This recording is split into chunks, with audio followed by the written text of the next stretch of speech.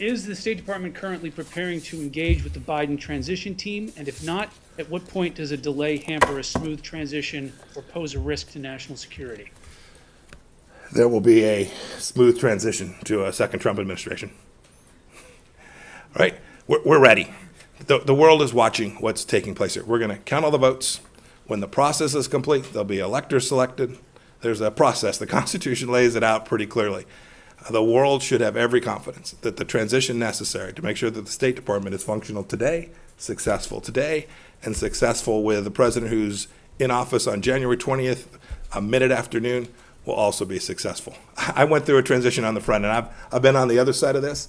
I'm very confident that we will do all the things that are necessary to make sure that the government, the United States government, will continue to perform its national security function as we go forward. So you believe there's widespread voter fraud, that the reports that we're getting from Pennsylvania, from Michigan, showing vote totals in massive leads or significant leads with 99% reporting are going to be overturned, and that the United States failed to conduct a fraudulent free election? Rich, I'm the Secretary of State.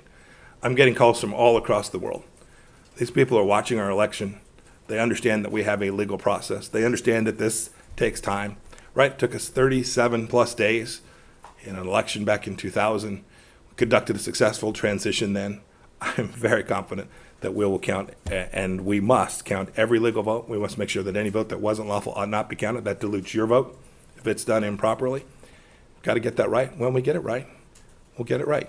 We're in good shape. Should foreign leaders not be calling we're President-elect Biden? It was next. Yeah. Okay, just so we're clear, when a party that doesn't win an election has decided that it will assume power regardless, then that is a coup. A coup is literally an unconstitutional seizure of power by a political faction, in this case the Trump administration.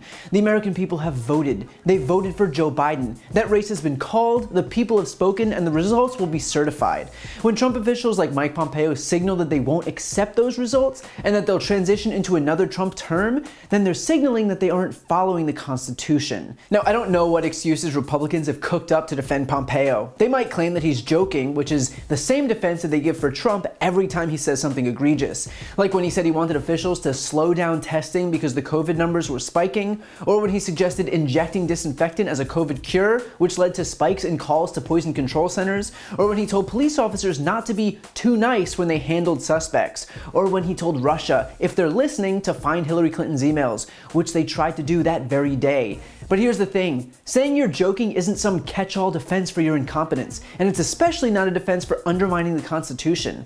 If Trump or Pompeo or any of these apparent comedians were so interested in telling jokes, they should audition for the Improv or the Laugh Factory. Otherwise, they should grow up and leave the comedy to people who are funny. But joking or not, consider too that Mike Pompeo, as Secretary of State, is responsible for pressing other countries to conduct free and fair elections. If he can't even acknowledge that process here in the United States, why in the world would those countries listen to him when he tells them to do it?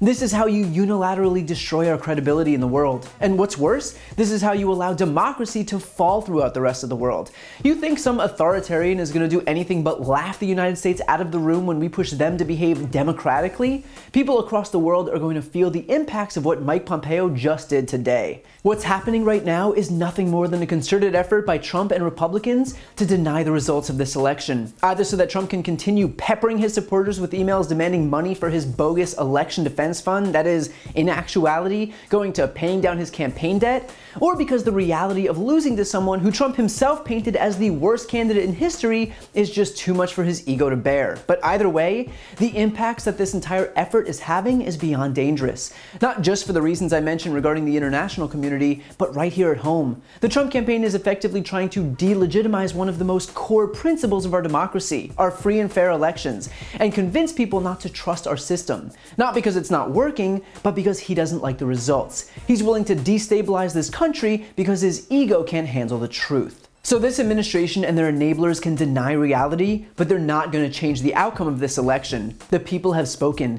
and it's this very behavior from this administration that was repudiated at the ballot box. And on January 20th, 2021, Joe Biden will take office and Trump can throw his tantrums from wherever he wants, but it won't be from the White House.